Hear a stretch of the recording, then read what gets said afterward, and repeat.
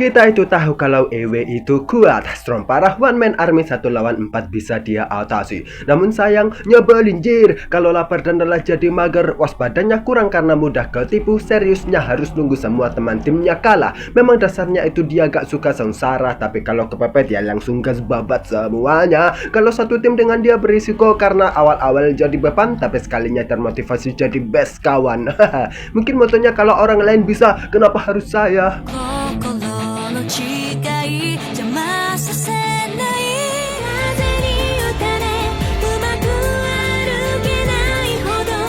Masa lalu Big Susetei muncul dan aku gak expect ia sudah menikah jir. Kirain Reika itu teman soulmate-nya Setei loh. Mereka punya anak virtual bernama Meux yang divisualisasikan dengan kekuatan spiritual paranormal. Ya udah, setelah ketemu Reika melalui Seria, target balas dendam Setei berubah dari Meux ke organisasi Odysseus.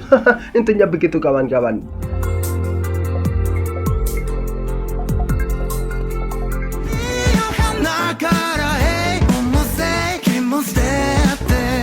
As-as jadi protektif jir. Gara-gara ketemu Ami di episode sebelumnya, jadinya dia membuat tembok api yang mengelilingi Iruma. Siswa yang lain kepanasan, namun kenapa Iruma tidak ya? Malah senyum-senyum doang dia. GG Iruma. But sehabis As-as pergi, Iruma langsung diculik Clara buat Clara isi ulang dosis Iruma. Memang nih trio lekat sekali ya hubungannya. By the way, As-as sadar kalau Iruma sudah di level gak perlu dilindungi olehnya jir. Mantap.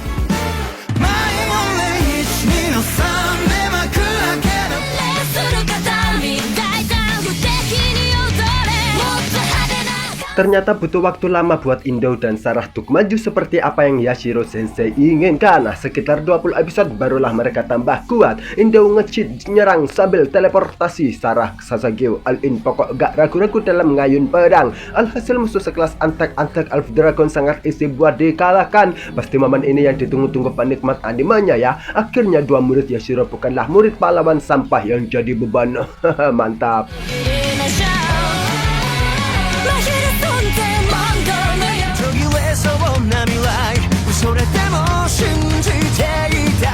Julius itu pintar ternyata. Dia mampu memikirkan gimana caranya agar bisa masuk faksi S dengan memanfaatkan Will Surford hanya dalam waktu sehari. Gue juga tertarik dengan ucapannya Julius yang intinya waktu itu terbatas. Daripada mencoba banyak hal, lebih baik pilih satu yang dikuasai, tingkatkan. Melihat itu gue langsung respect sama Julius. Meski bocahnya suka mikirin dirinya sendiri dan pilih-pilih teman, tapi rencananya juga tidak merugikan orang lain, malah menguntungkan juga buat Will Surford. Mungkinkah next episode dia dan Sinol besar akan masuk ke faksi S? Kita lihat nanti.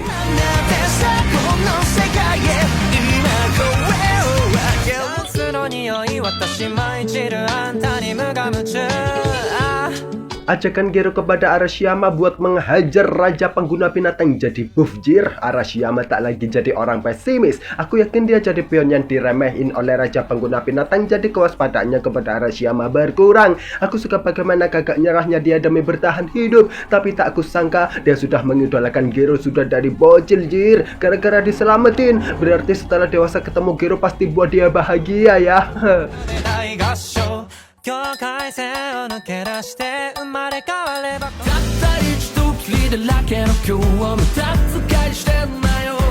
Buset, kerajaan Fresia terlalu overpower loh. Ada Stella yang bisa teleport banyak orang tanpa kelelahan, Arthur yang bisa sembuhkan segala ketidakwarasan, dan Ivy yang kepemimpinannya diakui banyak orang. Kalau dibandingkan dengan Perserikatan Hanazuno yang terdiri dari 3 orang, Cedric bebanjir karena kurang sopan. Makanya Ivy nyuruh dia belajar di akhir episode pasti buat tata krama dan dunia politik.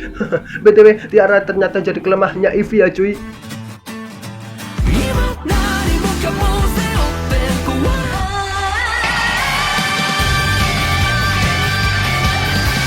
King Ayano Koji is real MVP ya. Meskipun kulit sama Nanase, tapi dia tetap tidak panik. Dengan pintarnya dia tidak melukai Nanase sekecil pun, cuma menangkis-nangkis saja. Alasannya, kalau Nanase kelihatan bonyok, maka Ayano Koji bakal kena masalah dan berisiko dikeluarkan dari sekolah. Hebatnya lagi, dia bisa berpikir tidak mubazir, menjadikan Nanase sebagai alat selanjutnya. Hanya dengan sedikit sentuhan ceramah, Nanase berbalik arah tujuan menjadi sekutu King Ayano Koji. Emang MVP emang beda.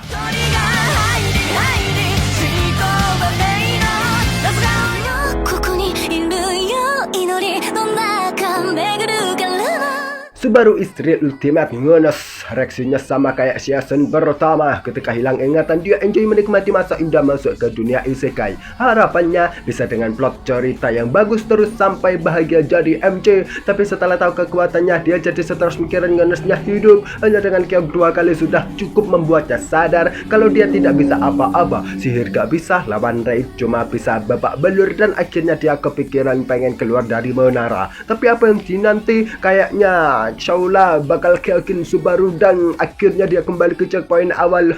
Kita tunggu saja episode selanjutnya. Sekian dariku, sampai jumpa di video berikutnya. Bye bye.